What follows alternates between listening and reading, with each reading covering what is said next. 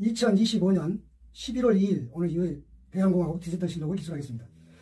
2025년이 시작한 지가 그제 같은데 벌써 6분의 5가 지나버리고 이제 6분의 1만 남겨놓고 있네요. 세월이 참 무상한 것 같습니다. 이번에 어제까지 해가지고 경주 에이펙이 폐막됐는데 이번 에이펙은 역대 어느 에이펙에서도 있어보지 못한 그야말로 메가드급 국제대회였습니다.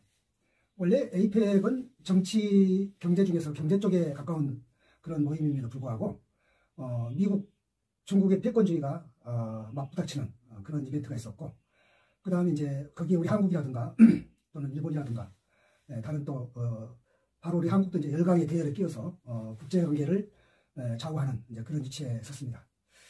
제가 분명히 말하지만 이번 경주 에이펙을 시작으로 해서 팍스 코리아나 시대가 개막을 했다 해도 과언이 아닌데, 저는 이제 대한공화국 디지털 실록을 기술하는 사가로서 이 점을 제가 다시 한번 조명하려고 합니다.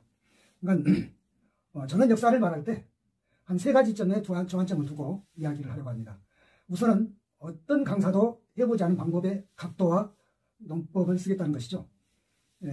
그리고 두 번째는 국제관계사, 즉 우리나라 한국사니까 국내만으로 무대를 좁혀서 보는 것이 아니고 국제관계사, 그러니까 동시대 국제관계사를 같이 그 국제외교사로 이렇게 연결지어서 조명하겠다는 것이고요. 그 다음에 세 번째는 어떤 새로운 성격 규정을 하면서 또 항상 에드워드 카가 말했듯이 역사는 과거와 현재의 대화라고 그랬거든요. 그러면 지금 우리는 경주 에이펙에서 국제 통상 분야를 우리가 많이 다뤘죠. 한미 관세협정이라든가 또는 한중 또는 한일 또는 미중 또는 중일, 이런 각국들의 그런 관세협정이라든가 등등이 있는데, 이것은 사실은 항상 있어왔던 겁니다. 그런데 그때마다 상황 논리가 달라서 굉장히 거기서 말하자면 매국노도 나오고 애국자도 나오고 그러는데, 여러분이 아시겠지만 이번에 경주 에이펙 때 그 한미 관세협정은 너무나 우여곡절이 많아서 다 아실 겁니다. 우리 대통령실의 김용범 정책실장이라든가 그다음에 김정관 산업부 장관이 그들 말로 말하기를 미국 대표들과 23번談判을 벌였다고 해요. 저는 문득 그 23번이라는 말이 두 가지가 생각났어요. 이순신 장군의 그 승전 기록이 아마 23전 23승이라고 제가 기억하는데 맞는지 모르겠습니다만, 문제는 뭐냐면 이순신 장군은 임진 정유재란까지 해서 한 7년 전쟁에 23전 23승이라고 할 때, 이번에 김 브루투스가 다른 언론들과 같이 결탁해서 23군데를 칼로 난자해서 율리우스 카이사를 죽였죠. 그러니까는 그리고 이제 그 브루투스가 하는 유명한 말이 있죠. 나는 카이사를 사랑한다. 사랑하죠. 왜냐하면 양자라기 때문이니까요. 그런데 로마를 더 사랑한다.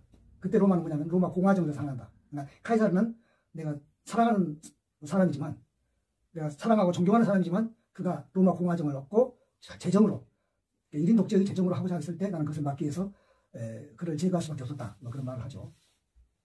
그거 됐고요.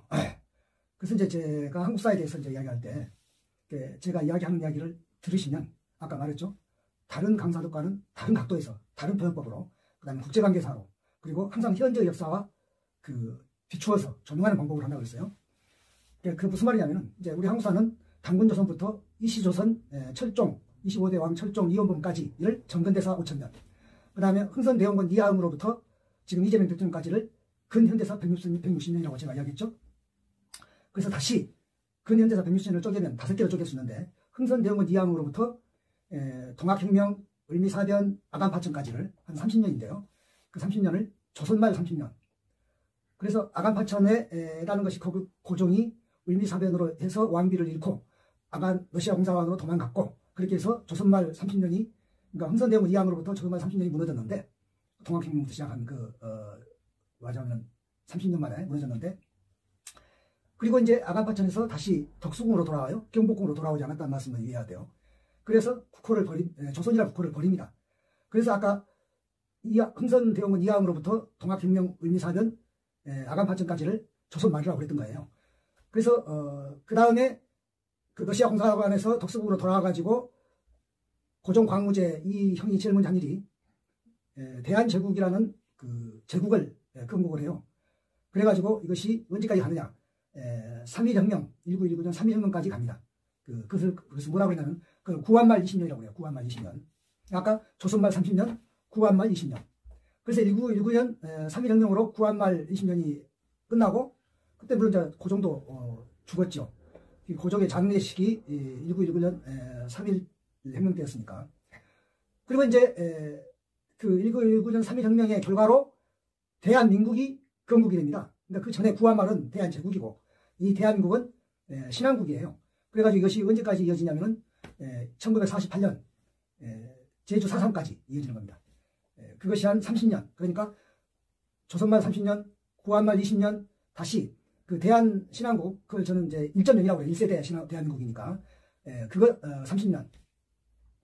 그리고 1948년 제1공화국 이승만 때부터 전두환 제5공화국까지 그건 40년입니다. 40년이고 그건 뭘로 끝나냐면은 6월 항쟁, 1987 체제 6월 항쟁으로 끝나요. 그래서 그걸 대한민국 2.0, 2세대라고 제가 이름을 지었어요. 그 2세대는 이승만 독재, 박정희 독재, 전두환 독재로 점철되어 있는 1공화국부터 5공화국까지 거기 안에 유신 독재도 들어있죠. 이렇게 해서 그 40년 대한민국 2.0이 끝나면 1987 체제 6월 항쟁의 결과로 제6공화국이 세워졌는데 그것은 대한민국 3.0 그래가지고 그 6공화국이 지금까지 한 40년 가까이 이어지고 있습니다. 그래서 현재는 대한민국 3.0 3세대 즉 1987 체제 또는 제6공화국 이렇게 부르고 지금 이재명 대통령까지 이어지고 있는 것입니다.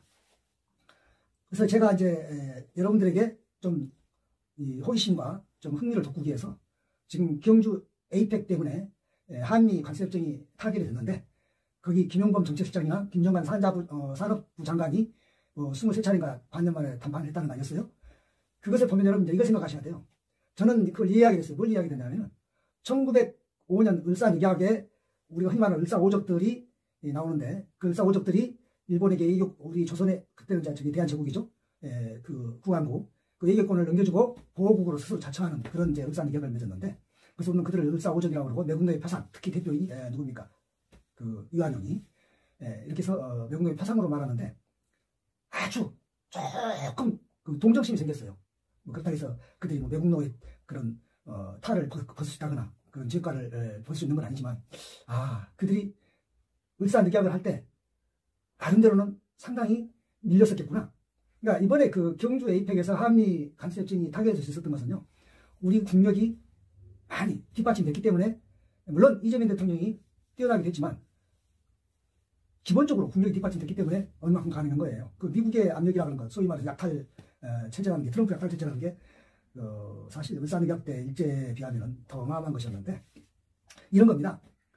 거기 지금 여러 가지 이재명 대통령 한 이야기 중에 한 가지를 예를 들자면 우리는 국방비를 북한의 총 예산의 1.4배를 쓰고 있다. 그러니까 우리 국방 예산이 전체 예산의 한 얼마 안 되죠. 안 되는데 그 얼마 안 되는 것이 북한의 전체 예산, 연 전체 예산의 1.4배로 쓴다는 이야기예요.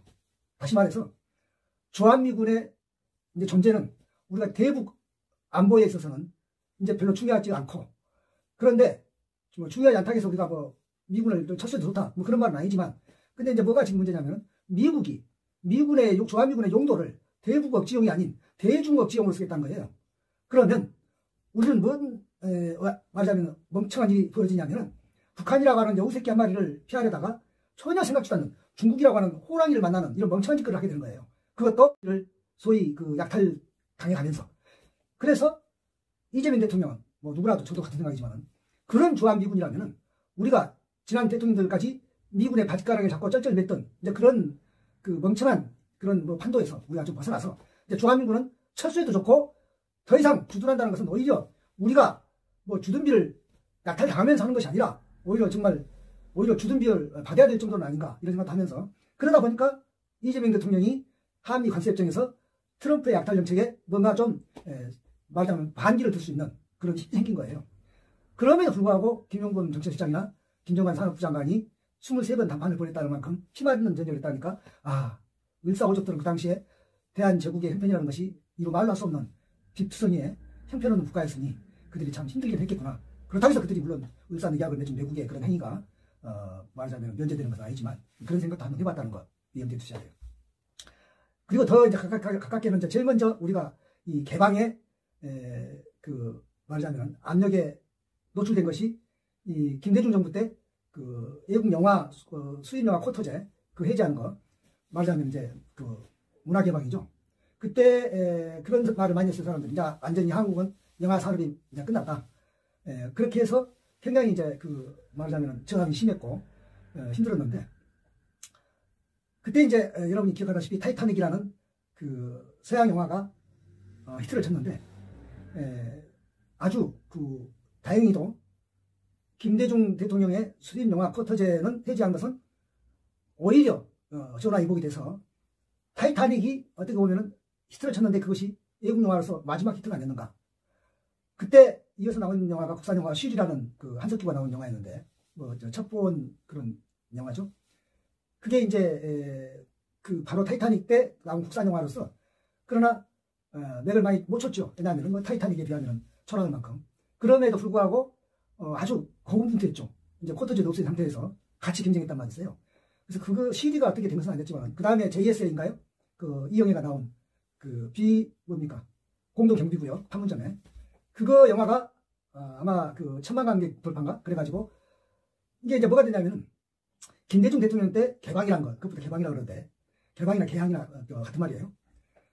그 개방이 잘못한 것이 아니었구나 라고 하는 것을 이제 증명해줬고 결국 지금 오늘날 무슨 뭐 오징어 게임이라든가 또는 그 기생충이라든가 뭐 또 기타 우리 한국 영화들이 구미 그 각 영화제에서 석권하고 있는데 그 다음에 이제 노무현 대통령 때 한미 FTA를 할 때도 우리는 어떻게 했냐면은 이렇게 되면 이제 오늘 완전히 미국의 그 말하자면 우리가 무역 적자로 대미 무역 적자로 우리가 아주 크게 타격을 입을 것이다. 우리가 빗장을 지금 트럼프 약탈 그 관세 협정을 본다고 할 때 한미 FTA는 우리한테는 굉장히 그 행운을 가져다 준 그런 협정이었거든요. 지금 그것이 아니라 관세를 지금 뭐 25% 15% 이렇게 무는 적이 된 거 아닙니까? 관세 제로에서. 그리고 결국은 지금 연 200억 불씩 우리가 연부로 10년 동안 미국에다가 현금을 주겠다는 거 아니에요? 줘야 한다는 거 아니에요? 지금 이루 말로 할 수 없이 울며 겨자 먹기다 라고 하면서도 우리가 이렇게라도 하는 것을 어떻게 선방했다고 해서 어떡 하겠냐 이렇게 말하는데 과거에 FTA가 그랬고 그 다음에 김대중 대통령 때 뭐 영화 그 쿼터제 해지 그것이 그랬듯이 우리가 200억 불을 미국에게 현찰로 전달해 준 이상으로 300억 불, 400억 불을 매년 더 장사를 열심히 해서 벌어들이면 지금의 이 또 우려, 아쉬움을 우리가 또 큰 어떤 그런 그 행운으로 바꿀 수 있다 이런 생각을 가지셔야 할 것 같아요. 그래서 이제 말인데요. 이제 근현대사에서 흥선대원군 이하응이 집권할 때부터 동학혁명, 을미사변, 아간파천까지 30년을 조선말 30년을 했는데요. 그 근현대사 5시대 중에 첫 시대죠. 그때 처음에 시대 정신이 뭐냐면은 개혁과 개방이에요. 늘 근대는 우리 나라의 근대나 다른 나라들의 근대나 전부 다 개혁과 개방이 가장 중요한 화두예요. 가깝게는 중국의 덩사오핑이 한 20년에 걸쳐서 개혁과 개방을 한 결과로 성공을 해가지고 중국이 결국은 G2가 됐고 그리고 그와는 좀 양상이 다르게 러시아의 그때는 소련이라고 그랬는데 고르바초프가 역시 개혁과 개방, 페레스트로이카, 그라스노스트 그 개혁과 개방을 했는데 그에게 주어진 시간은 한 5년 남짓이나요? 짧았어요 시간이. 그래서 성공하지 못하고 결국은 구소련이 망하고 지금의 러시아가 세워지는 그런 일이 있었죠. 대원군의 개혁은 10년이고 그러니까 조선말 30년이라고 했잖아요. 흥선대원군 이하응의 개혁은 10년이고 고종 광무제 이형 이름이 이형인데 물론 어릴 때 이름은 니체의 황이었는데 그 개방 개항이든 개방이 같은 말인가요? 그 개방은 20년이에요. 조선말만 해도. 근데 20년의 결과가 뭐였습니까? 동학혁명을 해서 내부로부터 동학혁명의 그 뭡니까 이 모순에 노출됐고 그러면서 을미사변에 왕비를 잃어서 결국 뭡니까 개방의 주인공. 왜냐하면 조선말의 개방은 고종 혼자만의 작품이 아니고 고종 부부의 작품이었거든요. 그 배우자를 을미사변에 잃고 러시아 공사관으로 도망갔다는 것은 왕이 경복궁을 버리고 도망갔다는 것은 그 망한 거거든요. 그래서 아니나 다를까 나중에 덕수국으로 항공했을 때는 조선이랑 국호를 버리고 지금부터는 대한제국이라고 했던 거 아니었어요? 그래서 본인이 스스로 광무제로 이렇게 즉위식을 했었죠. 그러니까 10년 대원군의 개혁이 20년 고종 광무제 이형의 개방에 실패로 인하여 그 개혁까지 퇴색이 되고 그리고 마침내 대한제국 건국해가지고 구한말 20년 사이에 뭐 을사늑약 있고 그 일제강점 있고 경수국지, 그래서 마침내 1919년 3.1혁명에 대한제국이 문을 닫고 대한민국이 건국하던 구한말 20년 사이에 완전히 망해버려서 소위 개혁과 개방에서 개방이 철저히 망했는데, 그 망한 것도 문제지만 나라도 망했고, 그걸 대원군의 개혁까지도 퇴색을 시켜가지고, 퇴색만 시킨 것도 문제인데 뭐라 했느냐면 세국정책이다. 또 세국정책을 한 것도 문제인데 뭐라 했냐면 세국정책 때문에 고종 광무제 이형의 개방도 망했고 다 실패했고 우리나라 근대화가 다 말하자면 허무하게 되어버렸다. 말하는데 맞는 말이 아니거든요. 왜냐하면 개방이 실패하다 보니까 대원군의 개혁까지도 같이 그 개혁의 자산도 그냥 없던 걸로 되어버렸고, 그래서 그랬던 것이지. 그리고 대원군에게는 세국정책이라고 하는 분類를 씌우는데, 대원군에게 세국정책이라는 분類를 씌운 것 자체가 책임전가거든요. 그러면 지금 현재 교과서가 정상적으로 말하고 있는 거냐면 세국정책이 아니고요. 세국이란 말은 그 식민사관 쪽에서 주로 애용하는 말이고, 그러니까요. 통상수교 거부 정책이에요. 따라 줄여서 통상거부 정책. 그러니까 통상수교를 거부한다는 건 뭐냐면은 아직 이 나라가 개방할 만큼 기초가 안 되어 있다. 그러니까 거부한다 그 말이거든요. 근데 그거를 결국은 개항, 즉 개방에 실패한 고종 광무제 이형이 아버지 흥선대원군 이하영의 그 통상수교 거부 정책, 이것을 세국정책이라고 하는 말하자면은 그 흑역사를 덮어 씌워서 마치 그 때문에 자기 20년 그리고 다시 또 구한말 20년 해서 종합 40년 동안의 그 개방 반대 실패, 그리고 결국은 망국 거기로 이어진 것을 어떻게 저렇게 책임을 모면해보려고, 그래서 한다고 해서 모면되는 것도 아닌데 그렇게 했던 것인데, 하여튼 우리는 그때 그 아픔이 있어요. 그 아픔으로 어떻든 지금 근현대사 160년 만에 처음으로 이번에 경주 APEC에서 이재명 대통령이 한미 관세협정을 통해서 비록 매년 200억 불씩 10년 동안 현찰을 지원하기로 했지만, 어떻든 그 말하자면 무역 보복 이런 것을 좀 벗어났고, 그리고 무엇보다도 그 핵 재처리 기술이라든가 그 다음에 해결료 그 말하자면 해결료를 하는 잠수함 이런 문제를 이것도 사실은 우리가 이제 미국이 제국주의이기 때문에 우리가 도리 없이 말하자면 윤허를 받아야 되는 그런 형상인데 어떻거나 얻어냈어요. 이제 자주국방에다가 사실 날개를 달았죠. 지금은 미미하고 아직은 미국 제국주의라고 하는 그들이 너무 커서 우리가 참 어떻게 보면 숨지고 있는 것 같은 그런 형국이긴 하지만, 그러나 이대로는 아닐 것이고 우리는 그야말로 비약적으로 어둠 속에서 칼을 가는 그런 마음으로 국력을 신장시켜가지고 마침내는 팍스 코리아나를 열어갈 것이라.